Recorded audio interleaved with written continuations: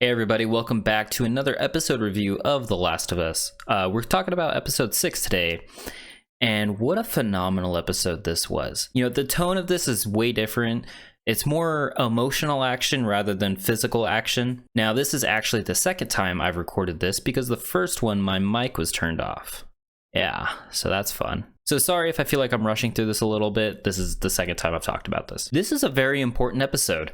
It has one of my favorite scenes from the video game, if not my favorite scene of all time. Now, it's very difficult to not compare the two, but for the sake of the show, I'm going to do my best to focus mostly on the show because at this point, they are more two different sides of the same coin. And I don't feel like I'm doing the show any justice by comparing the game to the show. There will be a couple of times that I do bring up some of the differences or some of the things that were the same, but I'm going to mostly try and focus on the show itself. I loved the beginning of this episode.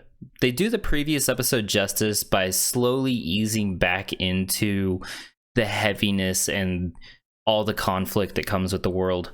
We mostly start off this episode with Joel and Ellie bonding over various different things, talking about what Joel did before the outbreak or what they're going to do after they save the world. And it's these moments that really highlight the bond that these two characters have and just how these characters feel about each other. And the chemistry of these two characters is one of the most important aspects of the story of The Last of Us, in both the game and the show. So to see the chemistry that Pedro and Bella have as Joel and Ellie is just amazing to see. I've said it before and I say it again. We get this beautiful scene where Ellie tells Joel that she wants to be an astronaut. This is a bit of a nod to the game, specifically part 2. And we get to see that Joel really gets who Ellie is. You know, he's able to guess who her favorite astronaut is without her even telling him. It's another layer to the bond that these characters have. Joel tells her that one day he wants to own a ranch with a bunch of sheep on it, but later reveals that he actually wanted to be a singer. And if you know, then you know. This episode really feels like the calm before the storm. We get teases of Joel not being able to take care of Ellie the way that he thinks he should, and you really see him start to get scared that he's going to fail her and himself. Now, the episode starts to pick up once Joel and Ellie make their way to a dam when they find themselves surrounded by a group of people that have been hinted as a ruthless group of people that will leave a trail of bodies behind them. Now, they use a dog to sniff out whether or not they are infected, which is kind of a nod to the second game as well. And we get this really tense moment where this dog sniffs Joel, determines that he's fine, but then moves over to Ellie. And we get to see the terror in Joel's face as this dog approaches Ellie. But in the end, the dog doesn't smell anything and it's fine. The leader of this group recognizes Joel by his name and leads them back to their compound in Jackson, which is where Tommy and Joel finally reunite. And we get this beautiful moment where we get to see Joel the happiest we've seen him since the beginning of this show. And while these two are reconnecting, we also get to see Ellie starting to sense something is off. You know, there's something not sitting right with her. They offer to feed them, and while they're sitting in the cafeteria eating food, we get another little Easter egg hinting towards a character from the second game, possibly. Neil Druckmann all but confirmed that this may or may not be Dina from the second game. This is where Tommy tells Joel that he's married to Maria, and this kind of takes Joel by surprise. Either he's a little bit worried or he's a little bit upset that this is the first time he's hearing about this, or it's a mixture of all of the above. Either way, he's kind of taken aback by this, and Ellie's also not really feeling it with this group of people. You know, as far as she knows, she's been taken hostage by a group of savages and had her weapons taken away from her. Eventually, these two do split up to do a little tour of the place, and we get to see things from Ellie's perspective. Maria lets her take a shower, she gives her a change of clothes, and she also gives her a way of dealing with her womanly situation, which is something that we don't really get in many TV shows or film. So it's kind of cool to see that they added that. While at Maria's house, Ellie does see a memorial of Maria's children, Kevin and Sarah, but soon comes to find out that Sarah wasn't Maria's child, it was actually Joel's. And we get to see the gears kind of click in Ellie's head as she realizes that Joel had a daughter that he didn't tell her about. And she starts to kind of understand why Joel is the way he is. And we also get to see Ellie defend Joel. You know, it's really cool to see, because this is her telling us that, you know, Joel is her guy. This is her dude, and she is with him to the end. She doesn't care who he was before. She knows who he is now, and that's good enough for her. She trusts him fully, for better or for worse. We get to see Joel and Tommy bond one-on-one, and Tommy reveals to Joel that he's also going to be a father. And I didn't really pick up on the significance of this the first time I watched it, but the second time I watched it, I put in a little bit more thought. And you know, obviously Joel lost his kid, so naturally this is going to resonate with him in some sort of way. But on the other hand, Joel just saw an older brother and a younger brother both lose their lives. Now, this is still fresh in his mind. This wasn't that long ago. It was a few months ago, and you know that he is still dwelling on this a little bit. You know, he is a protector.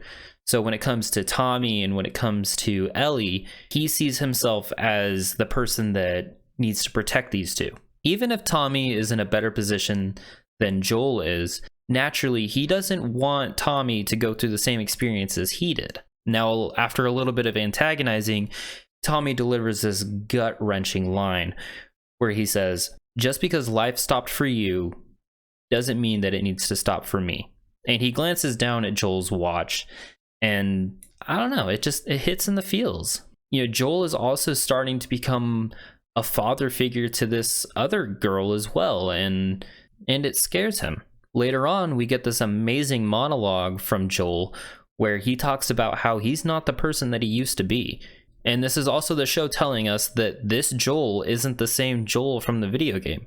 Now, I know I wasn't going to talk about, you know, the differences between the game and the show too much, but I feel it's important to make this distinction that the Joel from the game is this brutal killing machine that just tears through enemies. He can get shot, he can get punched and beat, and all he has to do is wrap his arm in a bandage and he's good to go to do it again. But this Joel in the show is much more grounded. You know, he's old, he's, you know, not as strong as he used to be. You know, he's going deaf in one ear. We've already seen how that has caused problems before. They're doing a really good job to humanize him and show that he is flawed, but he's doing what he believes is the best that he can do. And he starts to have these panic attacks, and it shows that for the first time in 20 years, he has something to lose. And he's already suffering from what he's lost. You know, he's not going to be able to do it again. For a second, he believes that he sees a version of Sarah 20 years later, more so as if a glimpse at what could have been had he not failed her. Now, Pedro's version of Joel is a bit more complex and a more vulnerable version of Joel. They're using the tools that they have with the medium of television, and they're using it to the full extent. They're not pulling any punches here, and that's exactly what we need. Now comes the scene that I've been waiting for since this show started. Joel and Ellie have an argument, and it's very emotional, and it's a huge turning point for both of these characters. Essentially, Joel wants Ellie to go with Tommy, and Ellie wants to stay with Joel. To me, it was super important that they nail this scene. I was ready to start bawling my eyes out, but that isn't really what happened. Now, I do not want to say that one is better than the other. We've already determined that these are two different things. They exist together, they build upon each other, but essentially they are two sides of the same coin, so you can't really say that one scene's better than the other. Now, to me, the scene in the game hit harder. Ashley Johnson, Troy Baker give chilling performances that bring me to tears every single time. The timing of the score is just perfect, and it hits me really hard. So seeing it in the show is slightly off-putting, but watching it a second time, I was able to separate it from the scene in the game and the scene in the show. Pedro and Bella's version of this scene hits very hard as well. The acting from Bella Ramsey is phenomenal in this scene. The way that Pedro is able to portray Joel as a man of few words, but the lines that he delivers are very powerful. You know, I'm curious, to people who have never played the game and haven't seen that version of this scene, what did you think about it? I mean, to me, this is one of my favorite scenes of all time. It shows how much these characters have grown together and how important they are to each other. It shows how scared Joel is of repeating the same mistakes as before, and it shows how scared Ellie is to ending up entirely alone. It's very powerful and it's very heavy.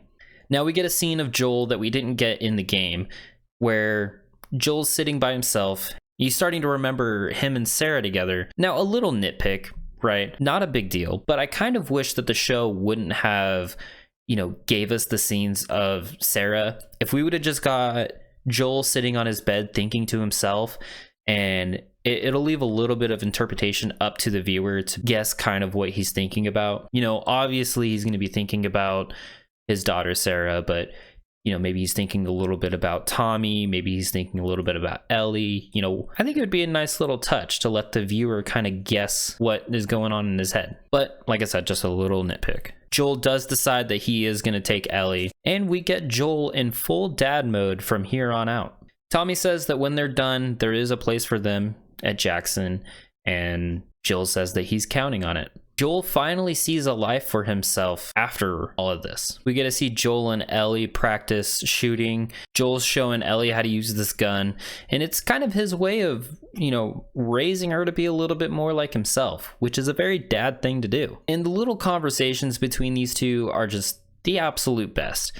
The chemistry that they have is unmatched. It's so good. It's one of the aspects I loved in the game, and it's one of the aspects that I felt was kind of missing from part 2. They do eventually get to the college and find out that the Fireflies have left, and they're already heading for Salt Lake City. Just then they do get attacked by a group of bandits, and we can kind of see Joel struggles to take one of them out. Like we've already said, he's not as strong as he once was, but he does get the upper hand on him, breaking the guy's neck, but he does get stabbed in the stomach in the process. Now in this version, he is stabbed in the stomach by a piece of wood rather than impaled with a piece of rebar, which is a little bit more realistic, seeing as this is a more grounded version. And then the episode ends with Joel falling off of the horse, bleeding out. And we get to see Ellie scared because she doesn't know where she's at. She doesn't know where to go. She doesn't know what to do. She's all alone to take care of Joel. And the episode closes with the song Never Let Me Down Again, which is the same song that episode 1 closed out with. And if you remember, they used the song as code, this one standing for trouble, meaning that there's going to be trouble in the episodes to come. Now, this song is actually a cover by Craig Mazin's own daughter, which is kind of cool, and it adds to the whole father-daughter dynamic of The Last of Us. But let me know what you thought. Another great episode, and I'm very excited to see what comes. We're in the final stretch here. There's only a few episodes left to go. So far, I think they're doing a great job, and I guess we'll see how they do closing this out. But as always, thank you guys for watching, and I'll see you next time. And goodbye. Please subscribe. Don't forget to do that part. Okay, bye-bye. Bye-bye. See ya. Okay. Adios. Bye-bye. I've been feeling off what's new. Guess I never saw what's true. I don't wanna try to make things right. I just wanna hold hands tonight. I've been feeling off what's new. Guess I never saw what's true. I don't wanna try to make things right. I just wanna kiss one last time.